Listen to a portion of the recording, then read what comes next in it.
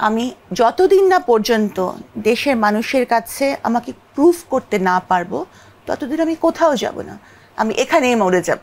আমি চাচ্ছিলাম যে অ্যাজ এ ডক্টর বাংলাদেশকে সার্ভ করার জন্য, এটা আমার মাথায় সবসময় একটা মানে ছিল যে আমি তাই করব।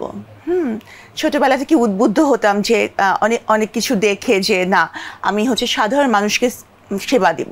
তো আমার পুরো পরিবার, আমার সব কাজিনরাই, এমনকি আমার আপন বোন, সবাই কিন্তু ইউএসএর সিটিজেন। তো আমি এখানে রয়ে গেছি। তো আর এখন যাচ্ছি না, কারণ একটা আপনারা জানেন যে আমার লাইফের একটা খুব মানে ডিজাস্টার হয়েছে মামলা সংক্রান্ত। আমি যতদিন না পর্যন্ত দেশের মানুষের কাছে আমাকে প্রুফ করতে না পারবো ততদিন আমি কোথাও যাব না, আমি এখানেই মরে যাব।